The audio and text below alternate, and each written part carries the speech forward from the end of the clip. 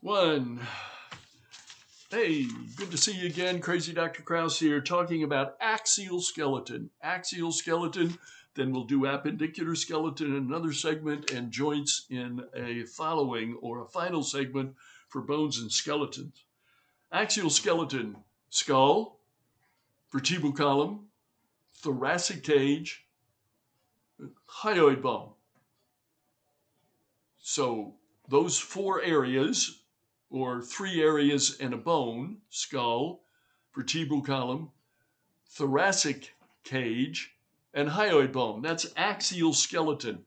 And axial, it's toward the midline, whereas appendicular skeleton, that's everything other than those four areas or bones, is more lateral, more peripheral, toward the outside, like the extremities, upper and lower extremities. So axial skeleton: skull. You need to know the major bones of the skull. Page 81, super simple. Frontal, parietal, occipital, temporal, sphenoid, ethmoid, zygomatic, lacrimal, vomer, nasal concha, palatine, maxillary, mandible. Need to know the major cavities in the skull. There's an orbital cavity where the eyeball is. There's a cranial cavity where the brain is. Oral cavity, teeth and tongue. Nasal cavity, paranasal sinuses, frontal, sphenoid, ethmoid, maxillary. And then passageways. A lot of these are passageways out of the skull or into the skull for cranial nerves, those nerves that originate in the area of the brain and the brain stem. Carotid canal, cribriform foramina, olfactory fibers, cranial nerve 1, foramen magnum, foramen ovale, foramen magnum.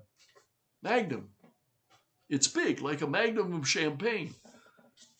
Foramen ovale, foramen rotundum, foramen spinosum. Remember, in the general concepts of bone and skeleton, we talked about, and I encouraged you to get comfortable with different names for openings like foramen and fissure, canals.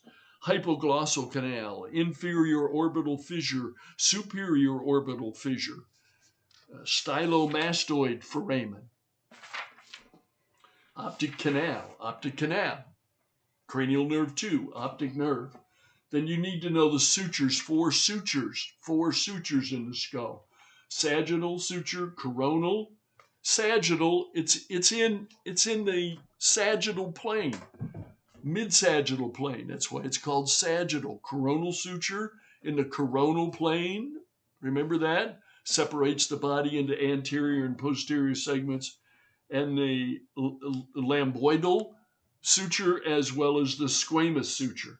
Sella-turcica, the Turkish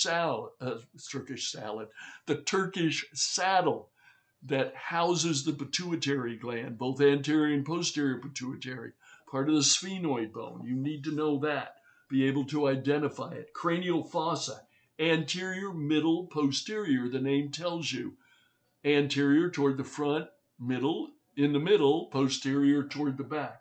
And the hyoid bone, which is frequently fractured during strangulation, and it is the only bone that has no other connections to bones. It has no joints. It has no bony articulations. So that's the axial skeleton. Next, we'll take a look at appendicular skeleton, but that'll be another segment. So right now, Krause out.